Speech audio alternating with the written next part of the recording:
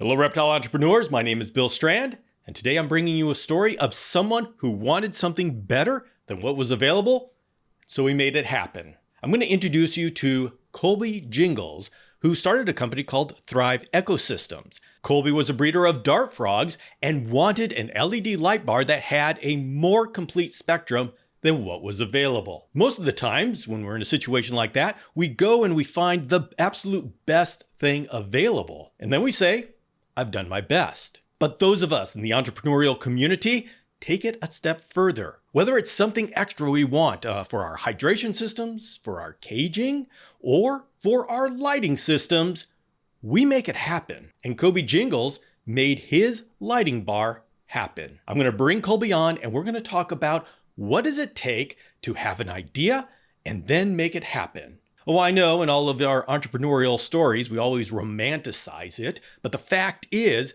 when it comes down to actually getting it done, there's a lot of pieces that have to go together. There is real world money involved, and mistakes or missteps can be disastrous in real life. And so Colby's going to be coming on, and we're going to be talking about his journey from idea to actually making the steps to get this light bar made. So please join me in welcoming Colby Jingle from Thrive Ecosystems to the Reptile Entrepreneur Podcast. Hello, reptile entrepreneurs. This is Bill Strand, and today I am with Colby Gingles of Thrive Ecosystems, and we're going to talk about how Thrive came to be. Welcome, Colby.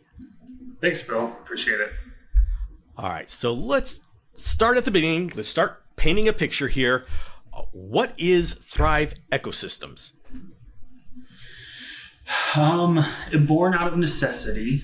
The whole reason for the business and actually LLC was, legal side with the lights.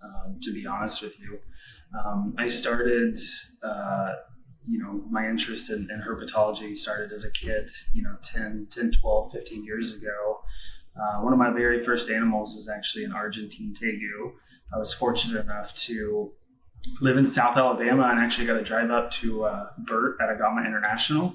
Oh, nice. Hopefully some people are familiar with that name. And, as a young kid, I got to tour his whole facility and meet him and his wife and see the tegus and the Chinese water dragons and everything. And, the whole inspiration behind that was kind of born. But, as a kid, I was always watching Steve Irwin, Jeff Corwin. Every day after school, it was Animal Planet. And, through high school, I had, a few animals here and there, Seminoles, basilisk, Argentine tegu, the skinks that I caught outside. And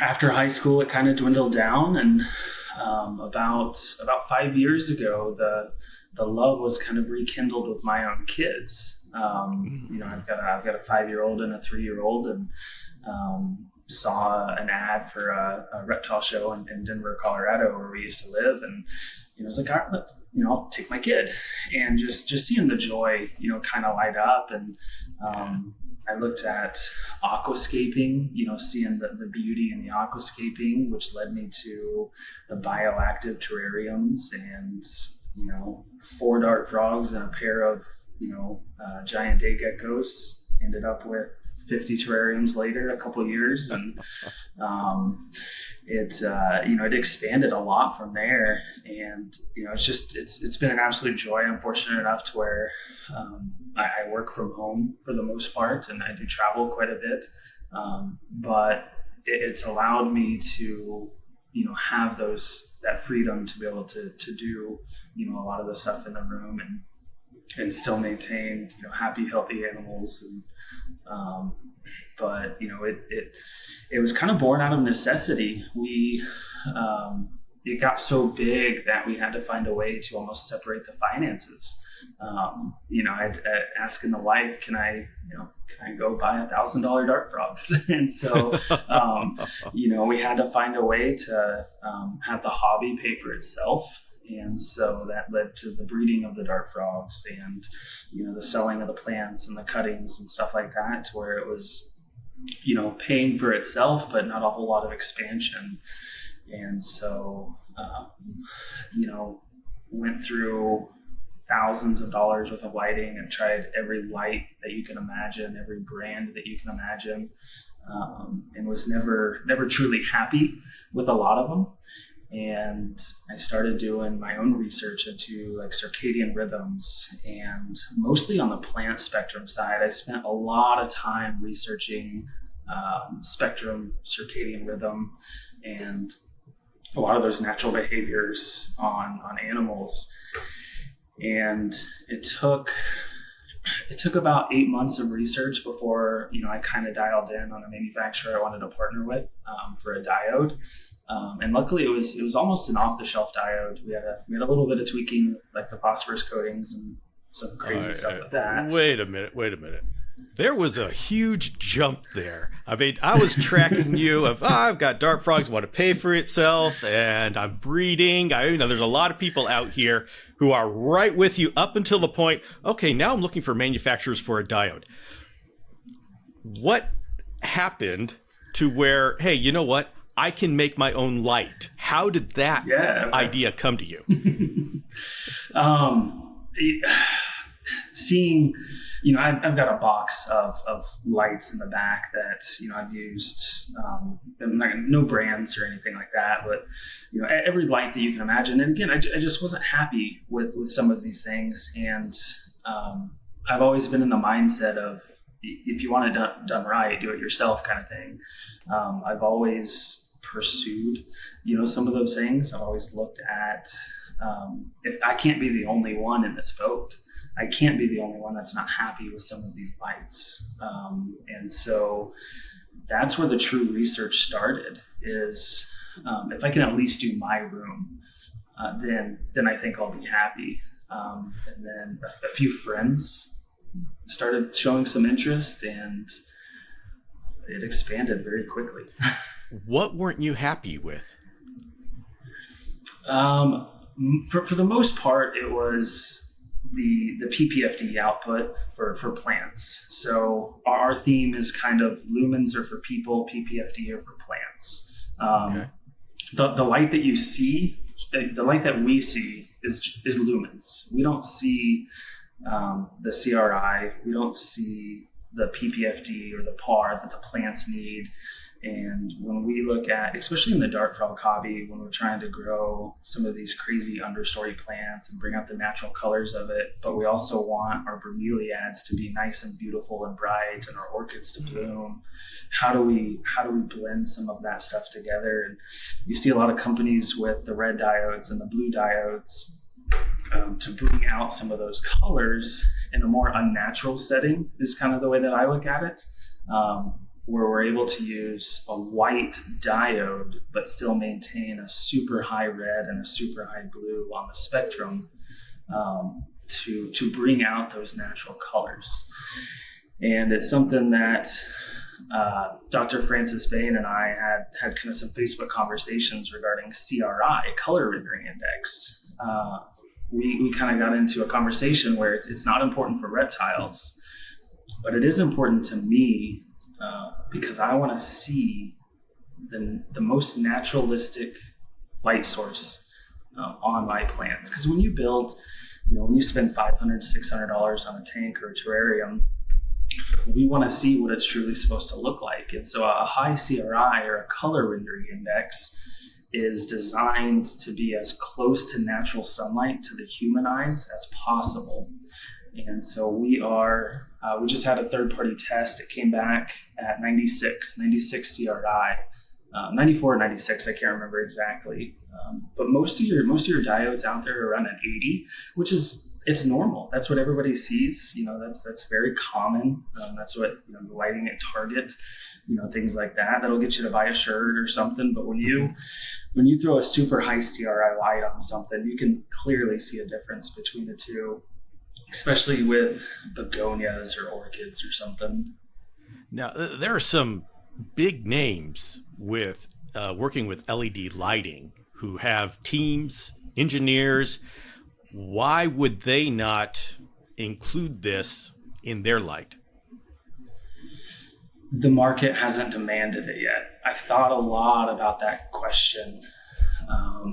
Why somebody should purchase my light over, some of the other name brand lights, because the market hasn't demanded it yet. I look at it as a little bit of lack of education. The more I can educate, the better off somebody is to make the right decision.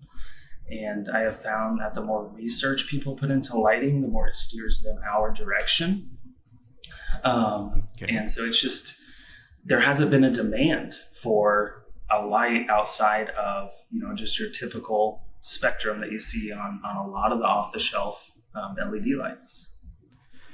Okay. Now, you said at the very least you wanted to make some for you. And so that is much different than saying, okay, I'm going to set up an LLC, an e-commerce store, a payment provider, and I'm going to deal with customer service because that's so much fun.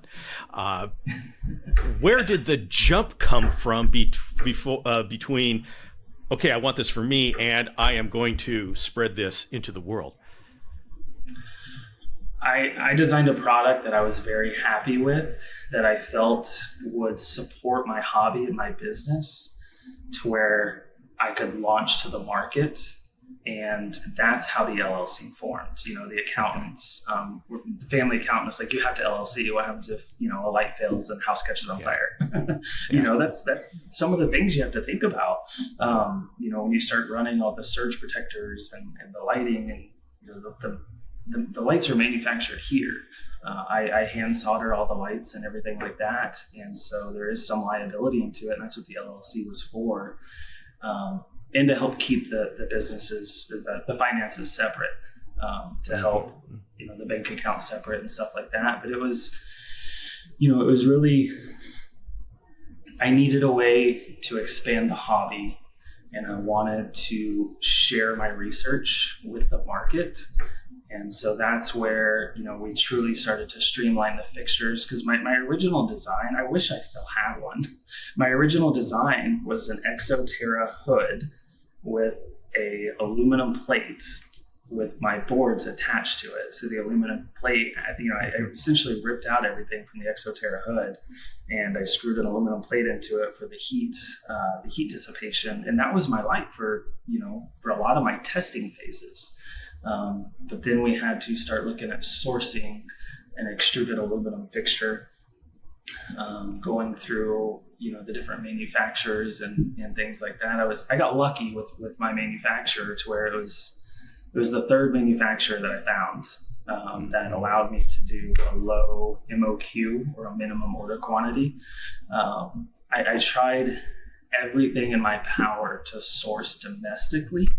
However, when it came to the aluminum, unfortunately, we did have to source, from another country, just because of cost.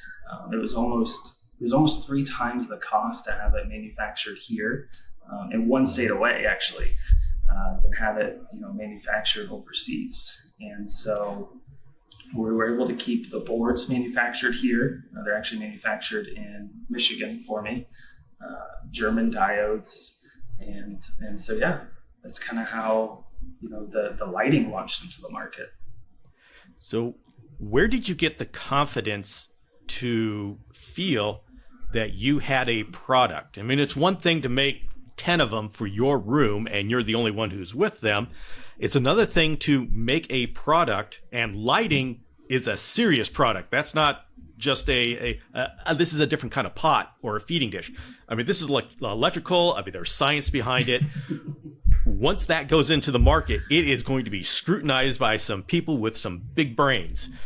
So what was it that gave you the confidence that, yes, I have something that is world class that can be distributed? The community. I have a couple mentors here that, one's younger and one's older. One's a really good mentor of mine in the frog hobby, and another one's a really good mentor of mine. He does a lot of chameleons as well. And getting a lot of the real world feedback from them on some of these things. And we did a very, very soft launch to where we posted on one Dart Frog page. Very slow start to how it started going. And when you're able to come up with a good product, Word of mouth, is the cheapest advertising you can have, but it could also be the worst advertising you can have, because if you do launch with an inferior product, that word of mouth will shut you down dramatically. Once a week, I doubt my lights, because I see somebody that orders them that I know from the hobby, that I get real concerned about, their personal opinion or their feedback. No matter what, there's always going to be people that don't like your product, and that's okay. We use it for our constant improvement and the advancement of the products. Mm-hmm. And, anytime I see an influencer or somebody like that, I always start the conversation with, I want your honest, harsh criticism on the product before, we start a relationship together, or like an influencer relationship together. Because at the end of the day, we want them to be super happy with the product. And all of the feedback has been incredible. Sleek fixtures, nice heat dissipation, mm-hmm. semi-linkability, things along those lines. But it's very nerve-wracking. It really, really is. Yeah. Oh, yeah. But when you have that passion to do it, there's a lot of fun. There's nothing better than getting the pictures of your lights on tanks that are just absolutely thriving, mm-hmm. and to see people talk about them and post about them. That's where you know that you've got a good product, and you want to continue to advance that product. We're not done. We're on version 3 in 2 years. And so version 3, I'm finally very, very happy with, to where we can. So I have to meet 107,000 diode minimum order, which is a lot. I've ran out of my request for a sample run. So my next order has to be 107,000 diodes. And that's a huge undertaking, to where I was just talking to my wife about, what are we going to do to get this order in place, and things along those lines. And so, but, a lot of it comes down to negotiation too. I negotiated with my company that manufactures the boards. They'll front the cost for the diodes, and we'll split them into quarterly shipments, just under a contract. And so don't be afraid to negotiate. Everything in life is negotiable. My aluminum, I negotiated, payment terms are half down and then half upon shipping. Same thing with the power supplies and all of that stuff. And so don't, fight for what you want, and negotiate. That's going to be the biggest key. So with a light, there are a number of components in there. And you've mentioned aluminum, the extrusion, there's the power supply, there's the diodes, and those are all connected in by wires, circuit board, and such. How many different companies do you need to put together to create a light? So right now I have power supply, aluminum, diode, board. I have four companies that I work with to complete my light, essentially. And so the power supplies and the extruded aluminum all come from overseas. The diodes actually come from Germany. And then the boards themselves so there's 5 companies. The boards are blank when you get them. And so I have a company in Michigan that puts the diodes on the boards and has them all soldered and tested and put to the resistance standards for the amperage and the voltage that I need. Because the market, with lighting in general, most of your grow lights for other industries run off what's called constant current. And trying to have somebody do a constant current where that's where your electrical fires can happen very quickly, because people start linking things together and they don't know electricity very well.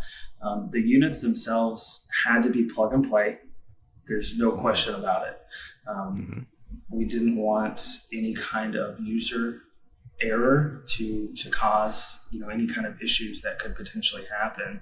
And so the only thing that I've had happen in 3 years is I've had 2 power supplies fail. and I just got word of my first unit failing. And so that was really, really good to hear, that it took 3 years for a unit to fail. And the fact that it was version 1, where it was, a very archaic version, a very dirty version, I guess is what you would call it, where it wasn't a single board. It was a couple different boards that were hand soldered and wired together or something like that. But now that it's all on a single board, multiple diodes on a single board, the chance for error was dramatically reduced. And that's something that took a lot of cost too. It was, $500 worth of research and design just per board.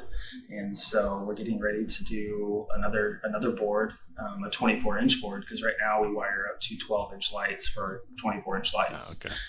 And so we're starting to get to where we have to have separate inventory for all of them, just for tracking purposes. And so I just emailed my board manufacturer this morning, actually saying let's go ahead and get a 24-inch board tooled up, because I have to go 12, 24, 12, 18, and 24.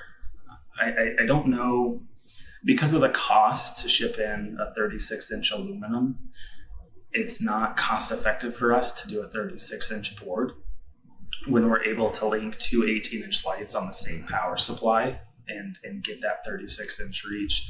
Where we do struggle, however, is a 4-foot light. And so all of our Baker's racks are 4 foot. Yeah.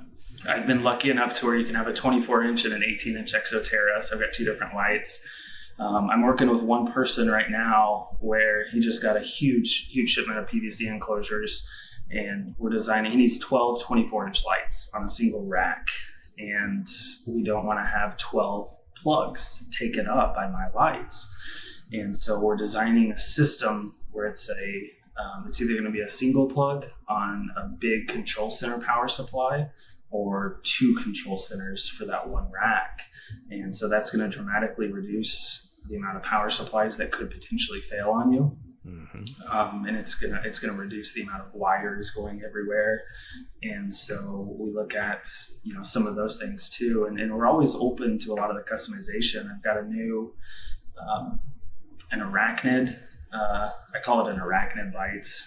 We're working with somebody who needs a very specific temperature of light, 4,500 Kelvin, to help induce breeding in certain tarantulas.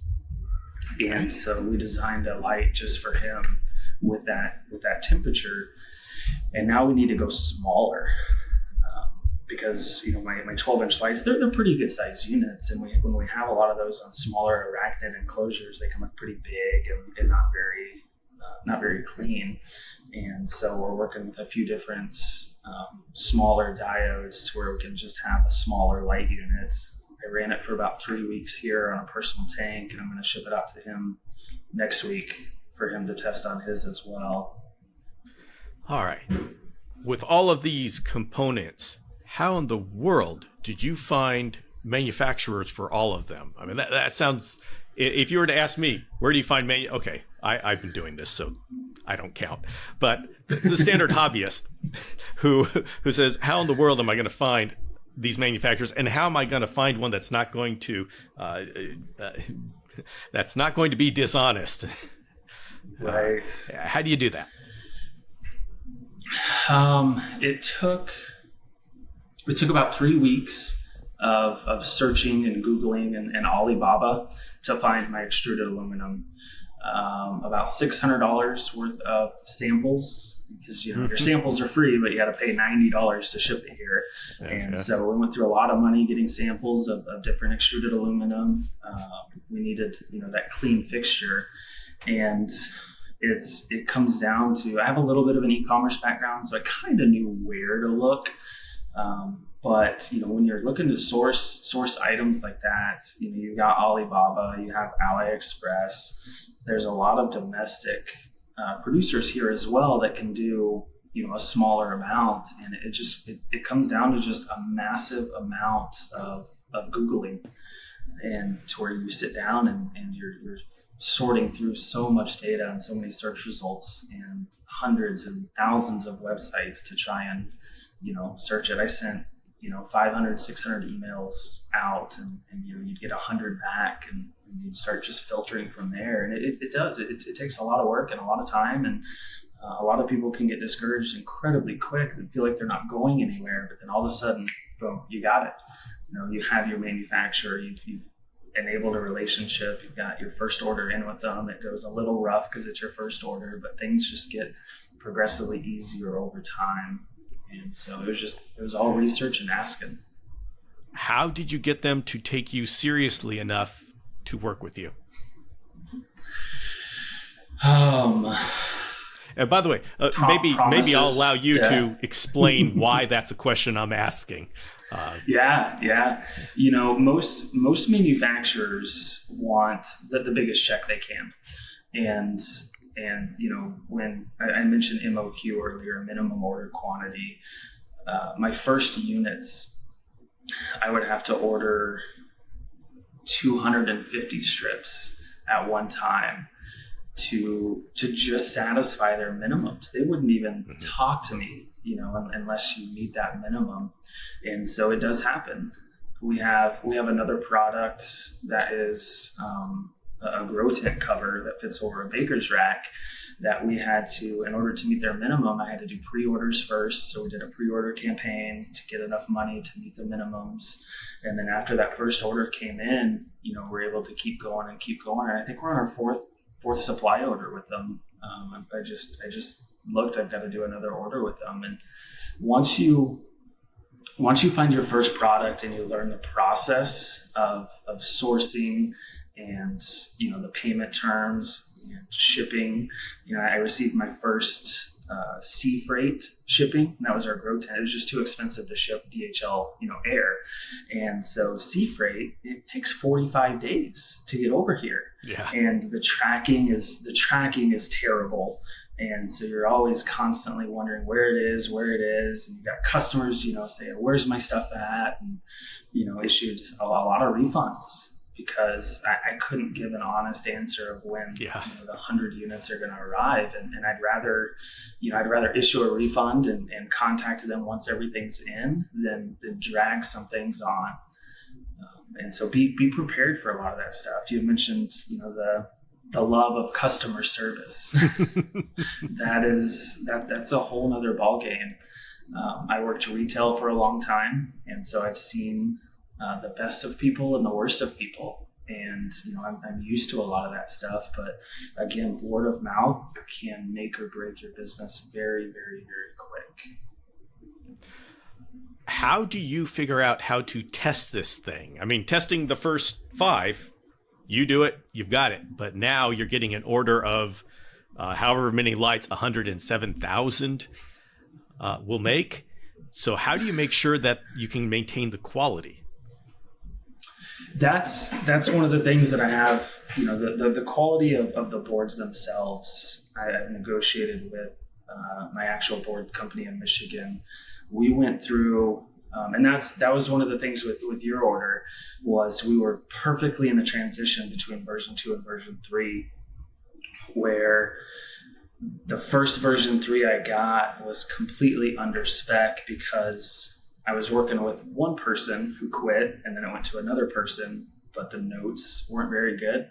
And so my first order of version 3 was a completely waste. I couldn't do anything with them. And luckily we were fortunate enough to where the company was willing to take it back, pull the diodes off. We lost about half the diodes because we do have some where they'll short out whenever you're trying to pull them off the board.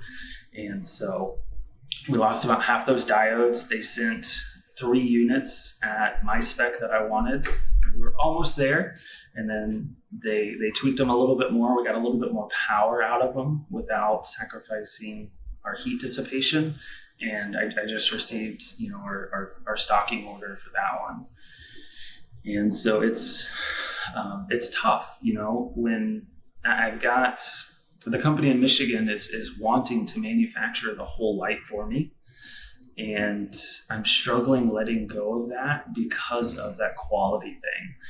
Every light that gets sent out of here gets tested for amperage to make sure it's within spec. And so it can I don't want to say I'm afraid to get too big, because at the end of the day, that's the goal is we want to get big, and I'd love to quit my day job and, pursue, lights and animals and, things along those lines. We're very happy and very comfortable where we are right now, to where I'm having trouble giving up some of that. I enjoy making them. After the kids go to bed, I'll crank them out or something like that. Back in the beginning, my wife was doing the vinyl logos on it, and eventually she says, "No, I'm done. I can't do this anymore. It's too much." And so we have to, bulk order our logos and things along those lines. But it's always it's fun. It's a lot of fun. I failed a lot throughout the whole process.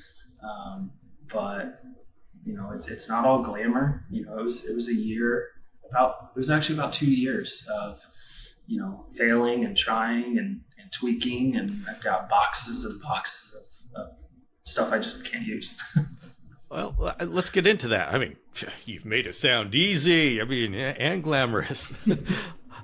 What kind of things would people run into if they wanted to try something like this for their niche reptile interest? One of the constant struggles for us is obviously capital. With our 107,000 diode order, that's a lot of capital that we have to come up with. And same thing with the tent covers. It's a lot of money that could come up. Just for context, how many diodes is in a 24-inch light? Oh man. So there's 6 strings, 55 runs. So there's 110. So there's 220 diodes in a 24-inch light. There are 100. So yeah, you can 107,000 divided by 220. That's a lot of lights. Like 5,000. It's going to be a very, very big order. Yeah. So let's see. If there's 200, would that be 500? No, it's my next order. I hope will last me a whole year, and it can get big. Luckily, I have a huge unfinished basement that my wife has graciously let me take over most of it. But what was the original question? I'm sorry. So that's 500 light. Okay. So yes, I was just wanted to give everybody a magnitude of what you're having to commit to make that step into actually this being a business, and some of the lessons learned. Mm-hmm. So like capital was the biggest thing to overcome first. Like I said, you can do as much research as you want, you can come up with the perfect product that you want, but if you don't have a way to execute it, that's where the struggle is. And we didn't do any crowdsourcing. No, we didn't ask any family for money or anything like that. We were fortunate to where we had some savings and stuff like that were able to be used, and the wife was very supportive in letting me pursue some of these things. And so that's, we were fortunate enough in that perspective.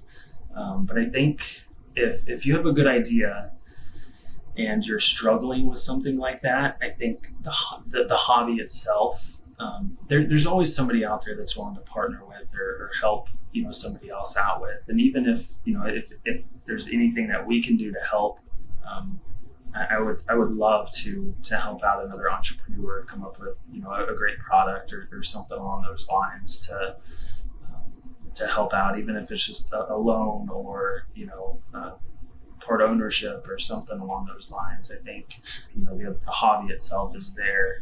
Plant sales, cut the plants and learn how to propagate and sell a lot of your plants to come up with money to start buying diodes and soldering guns and things along those lines. There's always a way to do it. We just got to kind of try and figure out how to actually do it. How is this business growing as far as being a significant percentage of income? Where does this stand? Hobby business, side business, potential full-time business?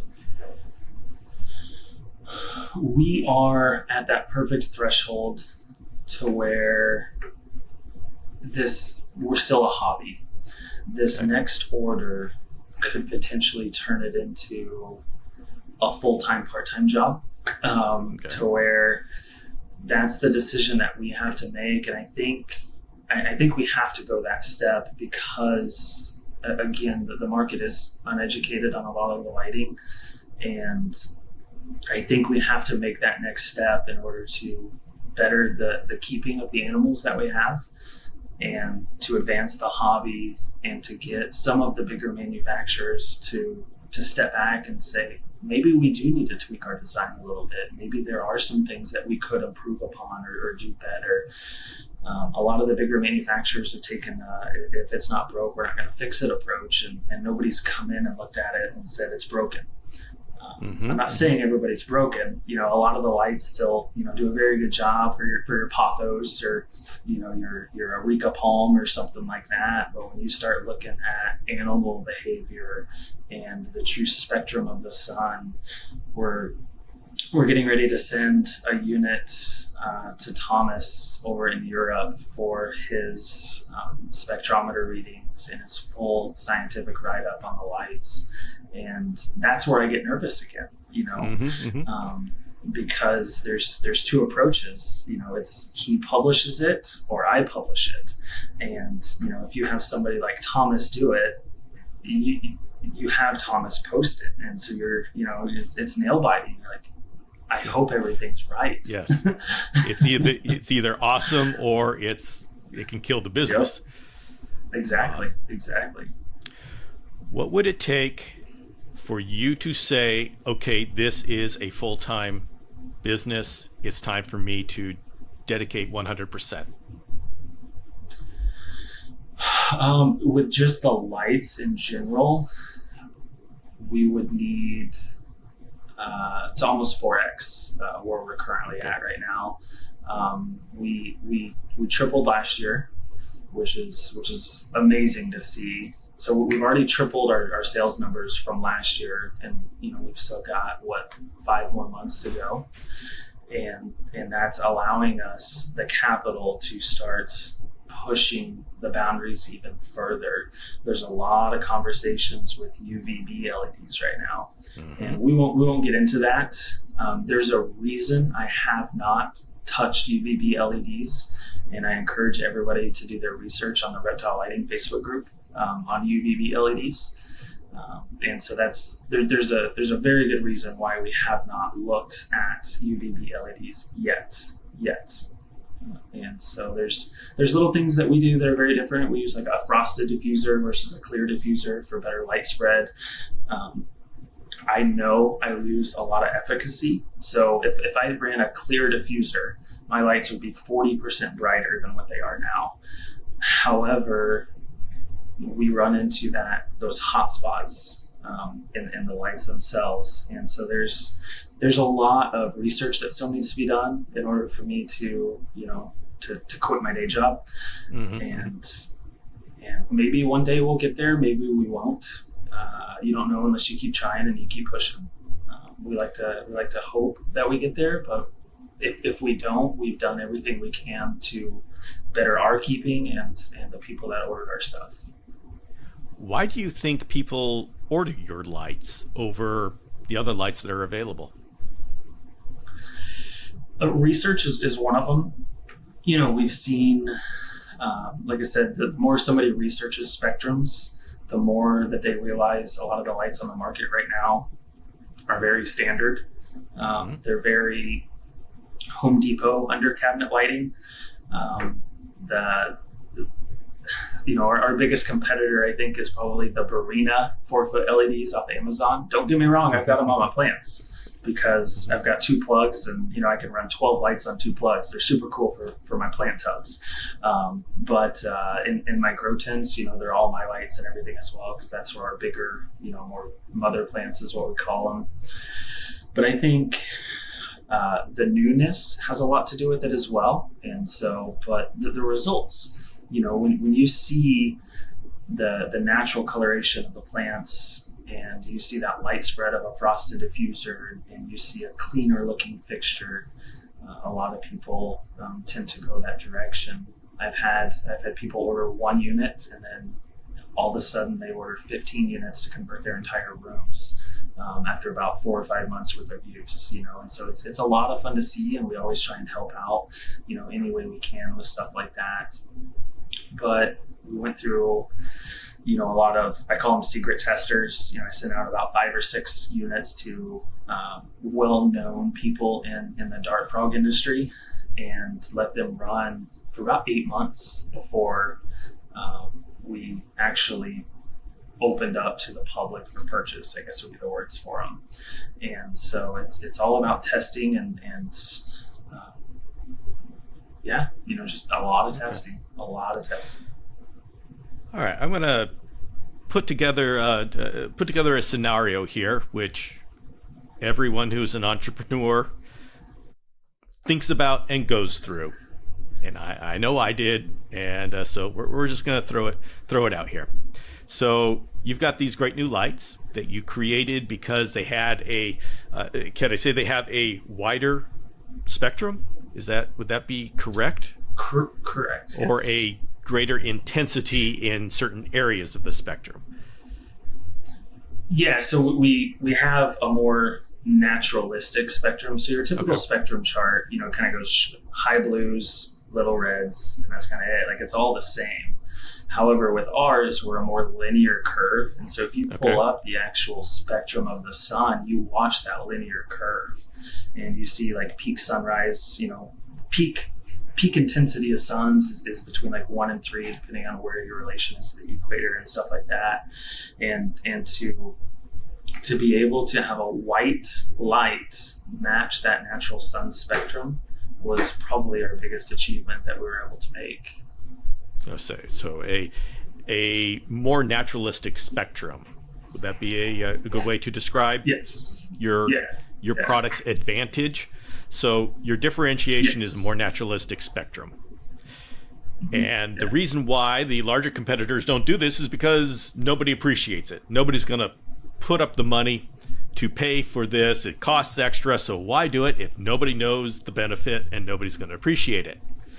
Well, along comes Colby and says, "Hey, wait a minute. I'm gonna educate the market." And so he goes through all of this trouble, YouTube videos, blogs, and comes on podcasts and explains the benefit of a naturalistic spectrum. And so 6 months, a year later, the big companies say, "Colby, we really appreciate you educating the community, and you know what? We're going to throw on a couple more diodes on our product." Have you thought about that situation, and what are your thoughts? Part of me hopes that they do it for the betterment of the hobby. We are prepared to not make a standalone business out of the lights, I guess is the word for it. The lights don't keep my lights on yet. And so if one of the bigger brands comes out and absolutely mutilates me with a better spectrum at a less price point, can be linked with UVB and all kinds of things like that,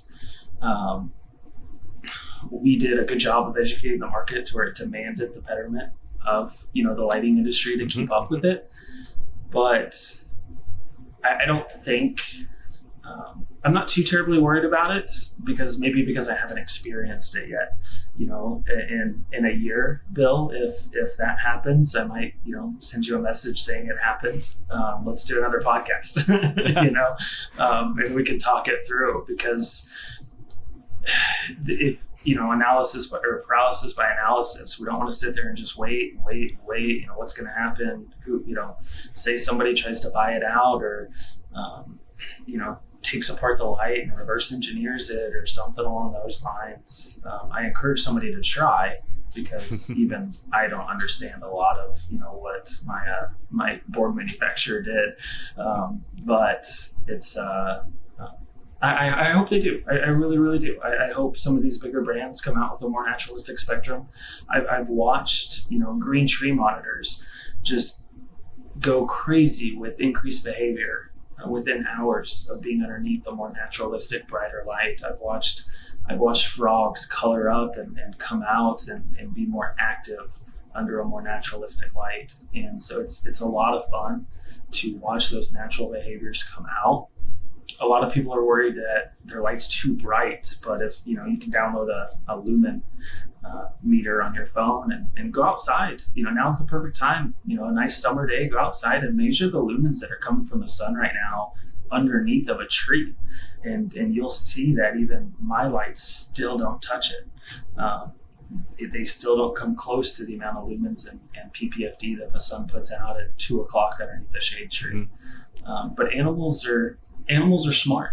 They are going to seek cover when things are too bright or uncomfortable or things along those lines. And so they're gonna find the shade spots and help protect themselves that way. So, but okay. Yeah, no, I hope a big company does start coming out with some really cool stuff. Yeah, and that's just the natural way of things. As soon as the market demands it, people come in, and being the first one has the advantages because then you are attached to it and people trust you, and that's the huge thing. Yeah, a big company can come in, but they don't have the trust that you have developed over the last year. Mm-hmm. So that's my best example of that is Yeti coolers.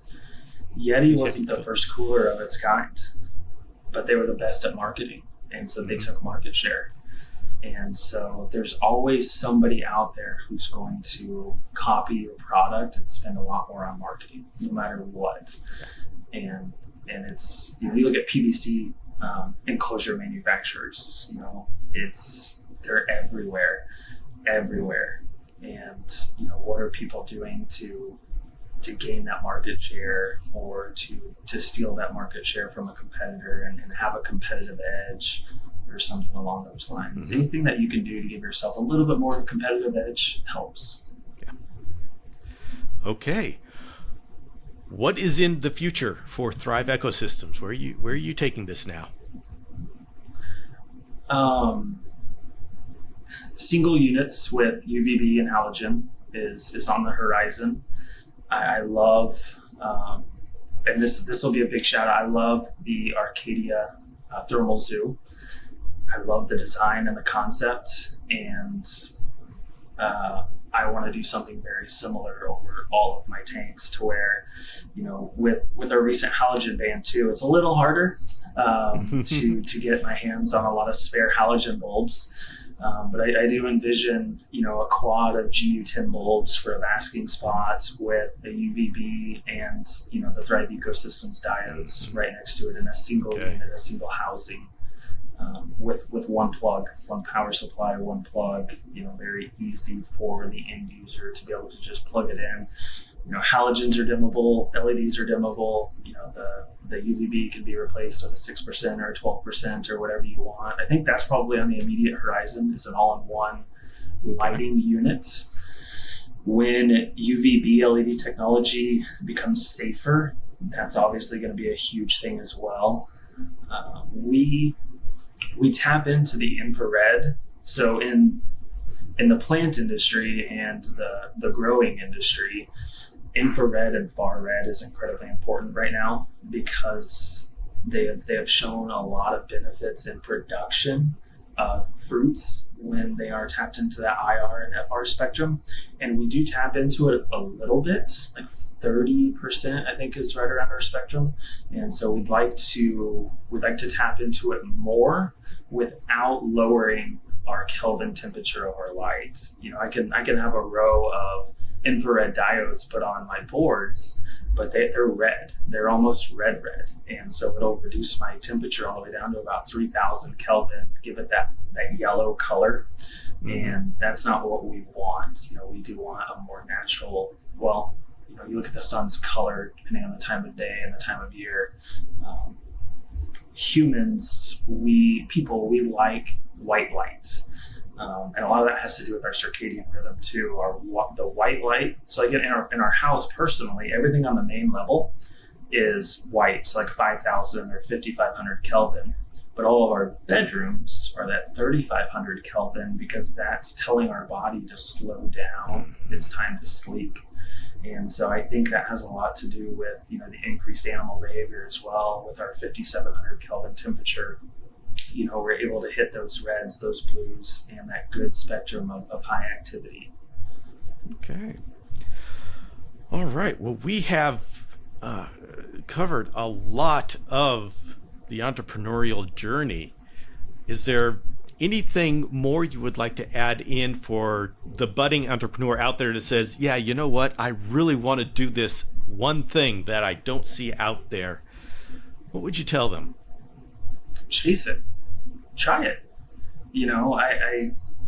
I would rather see people try and fail than never try. Try and fail 3, 4, 5 times, and eventually something's going to stick or something's going to work to where maybe you're targeting the wrong niche. Maybe you're designing a product that you think is perfect for the reptile industry, but all of a sudden works in the cosmetic industry, or something weird like that. Mm-hmm.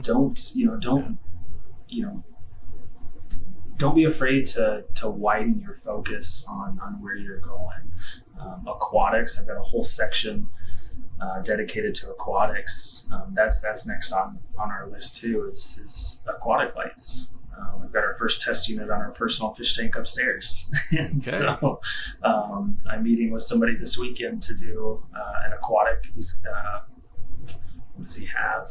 A 60, 70, or 75 gallon cichlid tank that he, a 5,000 Kelvin light, because we want that murky water light. And so we're setting up a few different lights this weekend to kind of, play around with it and test them out and keep trying.